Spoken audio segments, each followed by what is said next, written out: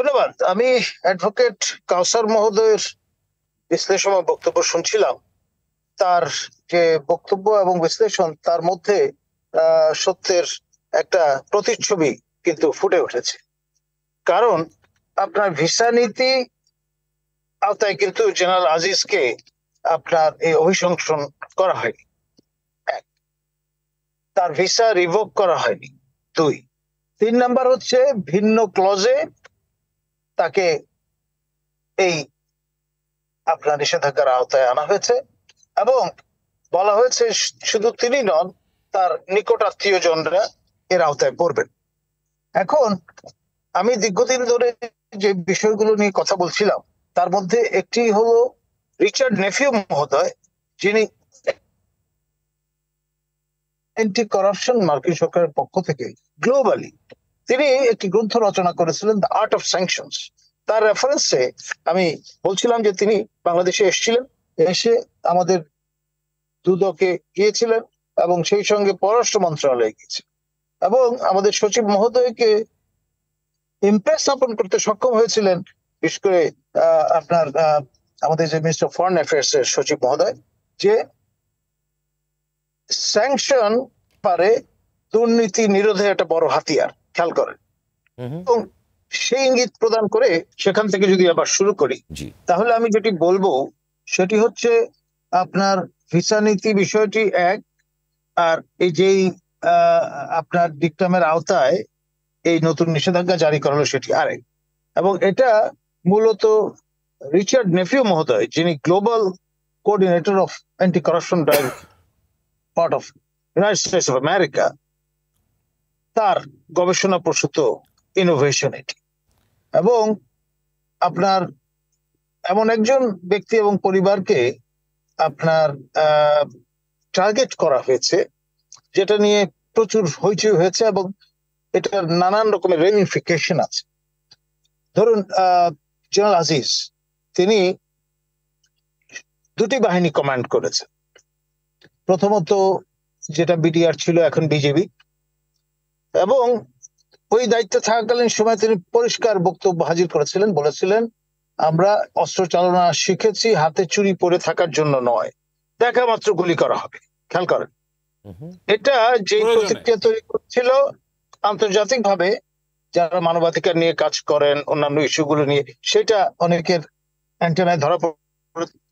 পরবর্তীতে সেনা প্রধান হিসেবে দায়িত্ব গ্রহণ করার পর তিনি আপনার সন্তোষ ব্যক্ত করেছেন আপনার নির্বাচনের যে প্রক্রিয়ায় তা অনুষ্ঠিত হয়েছে ইত্যাদি বিষয়। ফলে এই ধরনের রাজনৈতিক বিষয় আশয় নিয়ে যারা কাজ করেন তাদেরও অ্যান্টেনায় বিষয়টি তারা ফ্ল্যাগ আউট করেছে।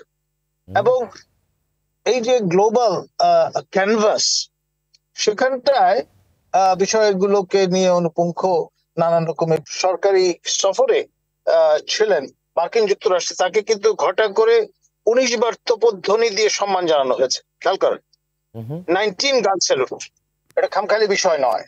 এবং ঠিক সেই সময় তিনি যুক্তরাষ্ট্রে অবস্থানকালীন সময়ে আল জাজিরা টার্গেটেড ভাবে একটা স্মিয়ার ক্যাম্পেইন এগুলো জোরসোরে করেছেন। প্রতিক্রিয়ায় আবার I am prime ministers man এরকম একটি সোশ্যাল মিডিয়ামে আপনার রিবাফও আমরা কিন্তু খেয়াল করেছি। এই টানা পরে একজন ব্যক্তি কিভাবে ডেমোনাইজ করা যায় ব্যক্তিকে, ব্যক্তির ইমেজকে, সেটার চমৎকার আপনার ক্যানভাস কিন্তু আমরা এখানে। এবং জেনারেল আজিজের এই ইস্যুটাকে আমার সবারই শৈশবে আমরা জেনেছি যে তিনি প্রমত্তা সেই দামোদর নদ, তা আপনার জীবনের ঝুঁকি নিয়ে অতিক্রম করেছিলেন মায়ের প্রতি ভালোবাসা দেখানোর প্রদর্শনের অংশ হিসেবে। ঠিক তেমনি ভাবে সহোদর দুজনের এই যে পরিণতি, তা তার মাতৃ যে মুখমণ্ডল তাকে বিষাদাচ্ছন্ন করেছিল এবং মায়ের মুখে হাসি ফোটাবার তাগিদেই তিনি কিন্তু এই ধরনের জীবনের, তার সারা জীবনের অর্জনের এবং পেশাদারিত্বের ঝুঁকি নিয়ে তিনি কিন্তু এই ভ্রাতাদের তিনি রক্ষা করবার চেষ্টা করেছে। মার্কিন যুক্তরাষ্ট্রের যে আপনার ব্যবস্থাদি সেটা রাজনীতির মুক্ত, এটা বলার সুযোগ নেই। হেনরি টমাস মহোদয় বছরখানেক আগে সতর্ক করেছিলেন আমাদের সবাইকে জাতীয়ভাবে যে বছরখানেক পরে আমরা যদি ট্র্যাকে না আসি তাহলে ভয়ঙ্কর একটা কিছু ঘটবে। সেই ভয়ঙ্কর বিষয়টা হচ্ছে 111 এবং সরকারি অর্থ খরচ করে আমার এখনো চোখে ভাসছে আপনার আমাদের জাতীয় প্যারেড গ্রাউন্ডে আপনার করদাতাদের টাকা অপচয় করে বিশাল প্রমাণ সাইজের রুই এবং কাতলা বানানো হয়েছিল এবং সেগুলি প্রদর্শন করে বাহাবার চেষ্টা হয়েছে। এবং আমি ব্যক্তিগতভাবে বিশ্বাস করি বাংলাদেশের জন্ম থেকে শুরু করে পর্যন্ত বিগত বছরগুলোতে সবচেয়ে বেশি দুর্নীতির কাণ্ডগুলো সংগঠিত হয়েছে 111 এর সময়। আপনার কোনো সন্দেহ নেই, কারণ this is just the beginning. আরো আসছে, মনে আছে আমি আমার একেবারে শো যখন শুরু করি বছর দুয়েক আগে, তখন একটু সংখ্যার কথা বলেছিলাম